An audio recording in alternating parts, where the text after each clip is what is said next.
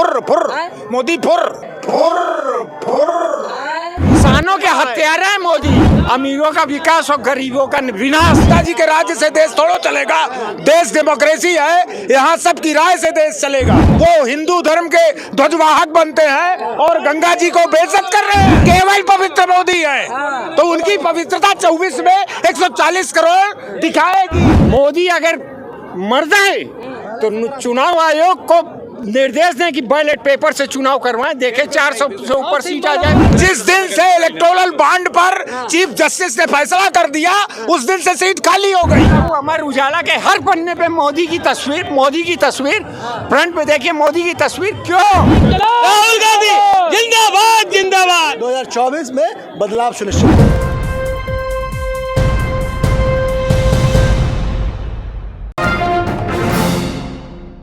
कैसे देख रहे हैं यात्रा को, कितना सफल मान रहे हैं? ये यात्रा जहाँ भी राहुल गांधी जी की यात्रा जा रहा है, आप देख सकते हैं चारों तरफ अगर कैमरा घुमाएंगे तो चारों तरफ युवाओं, नौजवानों, बेरोजगारों की एक लंबी जो फौज 10 साल के भीतर प्रधानमंत्री के तौर पर मोदी जी ने खड़ी की है।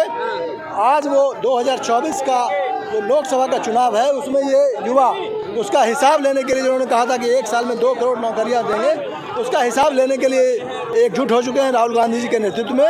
और जब लोकसभा के भीतर 145 सांसदों को सस्पेंड कर दिया जाता है, जब लोकसभा में विपक्ष की आवाज़ को बंद कर दी जाती है, उसके बाद राहुल गांधी सड़कों पर हैं और उनकी आवाज़ एक एक नौजवान, किसान, मजदूर, व्यवसायी सब लोग सुन रहे हैं और उनके साथ एकजुट हो रहे हैं। 2024 में बदलाव सुनिश्चित। तो राहुल गांधी के इंतजार में आप लोग खड़े हैं क्या? जी हम लोग राहुल गांधी के इंतजार में खड़े हैं और राहुल गांधी जहाँ बुलाएंगे हम लोग वहाँ जाएंगे यार। मोदी जी क्या, मोदी जी जहाँ बुलाएंगे नहीं जाएंगे? फुर फुर मोदी फुर मोदी फुर। 24 में आ रहे हैं? नो नो नो, कभी never never never. Social equation बदल चुका है, वो कहीं नहीं टिकेंगे। हाँ, लोग तो कह रहे हैं कि Modi ji no no no no, वो मनमानी जो चल रहे हैं उससे पब्लिक पूरी तरह से वाकिफ हो गई कि ये जो अपनी मनमानी चला रहे हैं, स्वाचारिता, सारे कानूनों को धता बता रहे हैं, जो मर्जी आ रही है वही कर रहे हैं, जैसे इनके पिताजी का राज्य हो। तो पिताजी के राज्य से देश थोड़ा चलेगा, देश डेमोक्रेसी है, यहाँ सबकी राय से देश चलेगा। तो कल गंगा जल से धोया गया है। हाँ, ये भी उनकी मूर्खता है। सड़क को धोने का काम वो गंगा जी की बेइज्जती कर रहे हैं। वो हिंदू धर्म के ध्वजवाहक बनते हैं और गंगा जी को बेइज्जत कर रहे हैं। वो सड़क धोने के लिए कर रहे हैं। ये जो वो बना रहे हैं, वॉलंटियर्स अपने गलत काम कराने के लिए, ये उनकी वजह से बन रहे हैं। बोले राहुल गांधी अपवित्र कर दिए हैं जगह को बना। राहुल गांधी अपवित्र है, वो पवित्र है। राहुल गांधी या देश की 140 करोड़ जनता अपवित्र है, केवल पवित्र मोदी है। तो उनकी पवित्रता 24 में 140 करोड़ दिखाएगी कि तुम पवित्र हो कि 140 करोड़ लोग पवित्र हैं। 400 पार इस बार। नो नो नो, 600 के पार सीधे जाएगी। 600 के पार जाएंगे।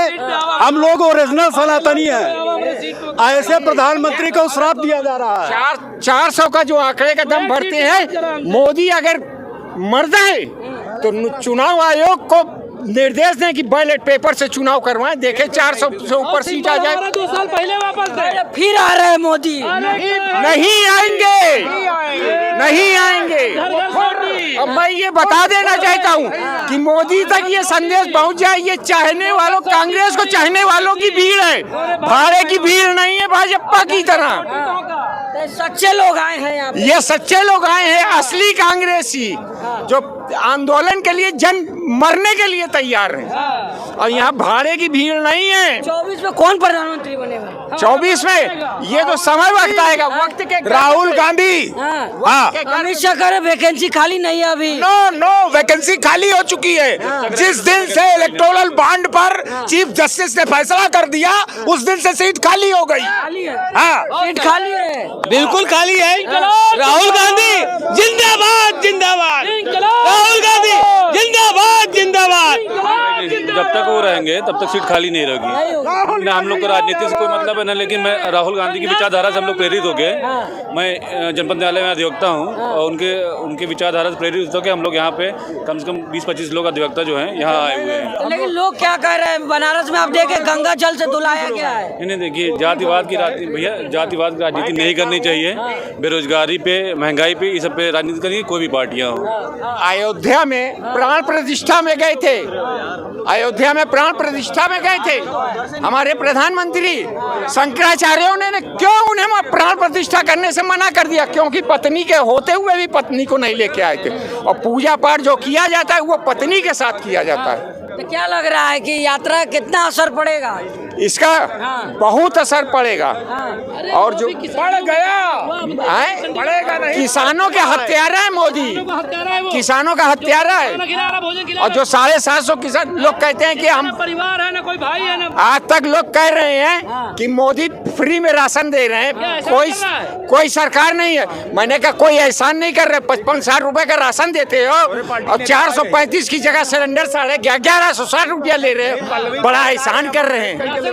2027 तक राशन मिलेगा। वो तो मिलेगा, वो तो मिलेगा। मैं कहता हूँ कि हिंदुस्तान के अंदर गेहूं की पैदावार इतनी है, तुम सब आटा मिल, अपने दोस्तों को, आटा मिल मालिकों को गेहूं दे देते हो और गरीबों को गर्मी में बाजरा खिला रहे हो। कह रहे अच्छे दिन आ गए गरीबों के। गरीबों के अच्छे दिन नहीं आ गए।